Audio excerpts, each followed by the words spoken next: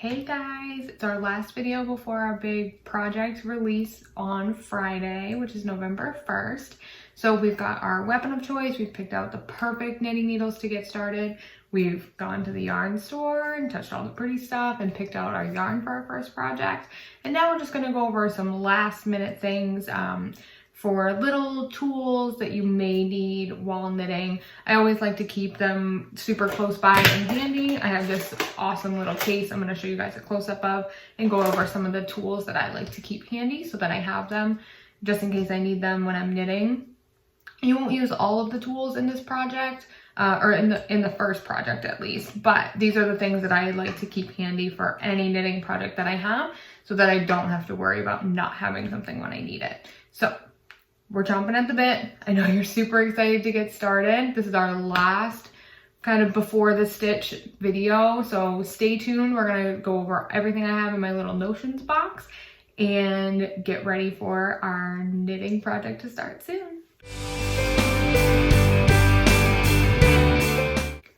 Okay, so all of these little tools, we usually refer to them as notions. So you may have heard that term thrown around, maybe not if you've never really dabbled much in yarn crafts, but we call them notions. So this is my notions box, I guess. I have a couple different ones. I have a small one that I kind of throw in my travel knitting bag, but the one I'm going to show you guys today is the one that I keep in all of my knitting stuff at home, so that I always have it close by. The main things that you're going to need in there include a pair of scissors, pretty self-explanatory. If you are anything like my house, you probably have 400 pairs of scissors and don't know where any of them are. So definitely have a designated pair of scissors for yarn only. Stitch markers, which I'm going to show you a couple different types and how I use each one differently in a project. A yarn gauge or a ruler or a tape measure. I have a tape measure as well as a yarn gauge that I keep close by to measure the fabric that you're getting. To some patterns will tell you to knit for 5 inches or what have you. So it's always helpful to have some sort of measuring device on hand. The other thing is a row counter. I have one in my notions box, but I also have one on my phone, which is really cool. I will show you the app that I use that is super handy because you can't lose it and you can't accidentally click it in your bag. So that's a really great tool. And I'll show you the app that I use. I have an iPhone, so I know it's available on the Apple Store. I'll double check and see if it's available on Android or Samsung or whatever other magical phones there are out there these days. But I know if you have an iPhone, you definitely can get this app. The other things that I have are what they call needle minders. They go on the ends of your knitting needles so that if you stick your knitting in your bag and then you pull your knitting out, your knitting doesn't slide off the end. So they'll stick on the end. I call them needle nubbies because it's way more fun to say. But those are definitely an essential, especially for newer knitters where you haven't quite mastered removing your knitting from your bag without causing a ruckus. The other thing you're going to need is a tapestry needle. So it's very similar to a sewing needle, but it's actually bigger for yarn. So the eye for it is bigger, but the actual needle itself is thicker. So it's easier to get through the thicker yarn fabric. They even have some, I don't have one, but I've seen them in the stores that just have a loop on the end instead of like a traditional needle eye. So those would probably be really great if you have trouble like threading needles and things like that. You can also use a regular needle threader. I don't have one because I've gotten pretty good at threading the needle, but that's also something you could have if you have trouble with threading a needle. That's everything that I have in my notions bag. So now we're going to take a closer look and I'm going to explain kind of the reason for everything in there.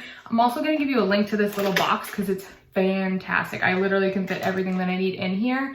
It also doubles as like a stand-up box. So if I unhook, boom.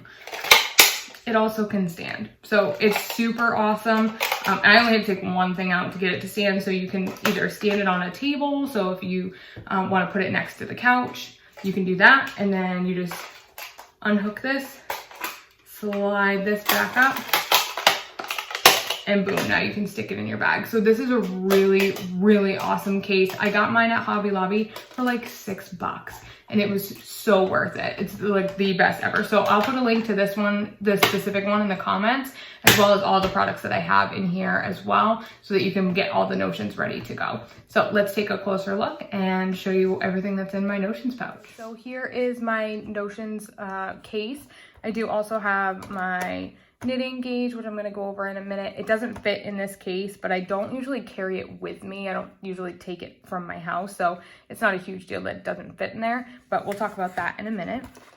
So again, this case is really cool. If I just take this out, I can actually pop it just like that.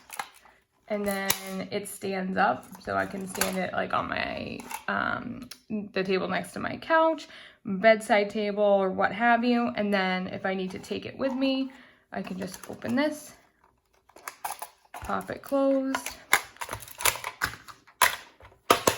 and everything's right there. So this is a really awesome case. Again, I'm pretty sure I got it for like $6 on at Hobby Lobby. So I'm going to put a link to this one in the description box below so that you guys can check that out. So let's go ahead and open it and take a peek. All right, so the first thing I'm going to talk about is scissors. I actually have 2 pairs of scissors. Usually my little pair I actually have in my travel Notions bag, but I usually have a regular size pair, and then I have a travel pair, which is smaller. Fun fact, knitting needles can go on airplanes, and scissors that are less than 3 inches can also go on a plane in the US. So I have a smaller pair that is fit for a plane. This pair is too big, so this one cannot go on a plane. They don't need to be special craft scissors at all, but they should be designated to your crafting. So you shouldn't be like using the same scissors to cut your chicken as well as your yarn. So keep them away from your husband. He shouldn't be using them for any weird projects that he has. So scissors are definitely a must. The next thing that's in here is a tape measure. So this one is really cute. I got this from Knit Picks, and it is a retractable tape measure, but it has centimeters as well as inches on it. And I like this because I can pull it out and it stays, and then I just push this button and it zips right up. So this is a really great tool. It fits right in my little Notions pouch, and it's great for on the go. The next thing that I have is a row counter. So this is a traditional row counter, and I'm going to show you a clip of the app that I have as well. So this one is pretty self-explanatory. So depending on what kind of item you're knitting, it may ask you to keep track of your rows. So I have one of these. This one doesn't actually have a lock on it, but I do recommend having one with a lock. So the link in the description is going to be for one that has a locking mechanism so that you can't click it in your bag. That's one problem with something like this. But then I can just spin this to reset it if I needed to get it back to 0. If I'm starting a new section or starting a new project. So a row counter is definitely important. Good old pen and paper is great, but it's really nice to have something that's a little bit easier to keep track of. Okay, here's the app that I use. It's just called Row Counter. It's pretty self-explanatory. You tap to increase, and then you actually swipe the screen to decrease. It's also available on the widget screen. I also have a pencil in here. Speaking of pen and paper, sometimes I like to write things down, so I do keep a pencil in there, and it doesn't take up a lot of space, so it's always nice to have. Going back to the knitting ruler, so this is actually a knitting gauge. It has all of the sizes from a US 17 down to a US size 0. So if you're using double pointed needles that aren't labeled, you can use this to figure out what size needle you have. It also has a gauge, so you can figure out how many stitches per inch are in a swatch. So if you're trying to get a desired fabric or match a gauge from a pattern, you can use this. And I'm going to show you really quick how this kind of works. I have this little sample here. But before that, so this needle, pretend I didn't know what size it was. I obviously do, because this one's a straight needle and it's printed on the end. So I would just stick it in the hole until it goes through. So this is a US size 5, which it is. I can see that on the end of it. But that's how this part works. And then for the actual knitting gauge, you go ahead and count out 10 stitches. So I have 1, 2, 3, 4, 5, 6, 7, 8, 9, 10. So that's where 10 stitches is. So I'm getting about 5 stitches per inch, between 5 and 5.5 stitches per inch. So if I was trying to match a fabric or get the gauge for a required pattern to make sure something's the right size, I can use this little tool to measure for that. So this is another thing that I recommend. I don't actually take this with me like when I travel or anything, but I do have one at home so that I have it because that's usually where I start most of my projects. So that's the knitting gauge. Okay, just a few more little things in here. These are those needle nubbies that I was talking about. So what these do, these ones that I have here are double ones, but they do have individual ones as well. You basically just stick the ends of your needle right in there, and then it keeps any of your knitting from sliding off while it's in your bag. So it just keeps everything nice and together for traveling. So I keep a couple of those in here. They usually have them for different sized needles. So I have like a smaller one and a bigger one usually. This is another type of needle minder. So this one is kind of more like a spring. So you would just stick the needles in it like that. And again, it keeps your knitting from sliding off the end. So very, very handy if you're working on a complex project or just don't want all of your hard work to come unraveled while it's in your bag. Okay, I know the rest of these things are pretty small in here, but I'm gonna explain them anyway. So this is the tapestry needle. It's just like a regular sewing needle, but it's bigger. So you can see that the eye of the needle is significantly larger. I like the ones that are curved as well. They make it a little bit easier to get into the knitting stitches. You typically use these when you're sewing pieces together or when you're weaving in your ends once you've done a project. So I like the ones that have a curve. I also recommend metal over plastic because the plastic ones tend to bend. So I guess if you can't find one that bends, you can always just bend a plastic one yourself. But I do prefer the metal ones with the slight taper on the end. This one, it is plastic, but this is a cable needle.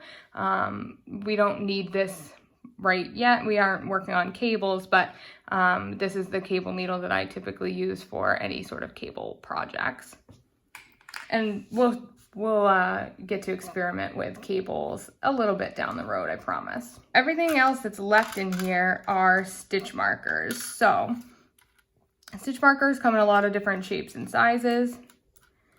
One thing that I like about having a mixture of stitch markers is I always have one that can denote the beginning of a round. So if I'm working in the round, so I have like a pink one and then a bunch of orange ones, so that the pink one would be the beginning of my round and then the orange ones would be if I had to mark off any other sections. I also really like these clippy markers. The great thing about these is if you forget to move a marker or take it out, it's not knit into your piece forever and you don't have to cut it out of your knitting. I also recommend having a couple different sizes. So I have this larger stitch marker along with these smaller ones so that depending on what needle size, I have the right marker for it. And I also have one decorative stitch marker. I don't have a ton of these ones, but this one would clip on for knitting in the round as well, just to give a nice little denotation. The other great thing about these clippy markers is if you drop a stitch, you can easily clip it into the stitch that you've dropped and keep it from unraveling while you work to get that stitch corrected. So I highly recommend these, and I'll put a link in the comments below of where to get all of these items that I have here so that you can make sure that you have all the knitting notions that you're gonna need while you start knitting. And everything fits back in this convenient little box. I am a sucker for having things contained. I have a toddler, so the less mess and the less chaos in my house that's not caused by him, I'm a big fan of. So definitely get yourself one of these little cases and at least a selection of some of these little notions that I have in here. Like I said, you're not going to need all of these for every project, but it's always great to have them on hand ready to go. All right, guys, we've got our needles, we've got our yarn. You're going to go out and get all of your little notions that you're going to need for the project, and I will see you super soon. Make sure to tell me in the comments below if you have any other questions before we get started on our first project. Again, I know I've said it a couple times, our first project is going to be a really simple infinity scarf. I'm really excited for it. It's going to really teach you the basics of knitting, so it's not anything super complicated, but it's going to really set the tone for getting a successful project in the books. So make sure you have a pair of size 10.5 US knitting needles, worsted weight yarn, at least 150 yards of it for your scarf. You can always have more if you want to make your scarf longer, but I would recommend at least 150 yards to make sure it's going to fit around your neck. And then again, we won't probably need most of these items for our first project, but I definitely recommend looking into getting these items before you get super immersed in knitting so that you always have the tools that you're going to need. I'm super excited to see you guys soon. Again, leave me a message in the comments below if you have any other questions. I'd be happy to answer them before we get started on our next knitting project. And I will see you guys on Friday.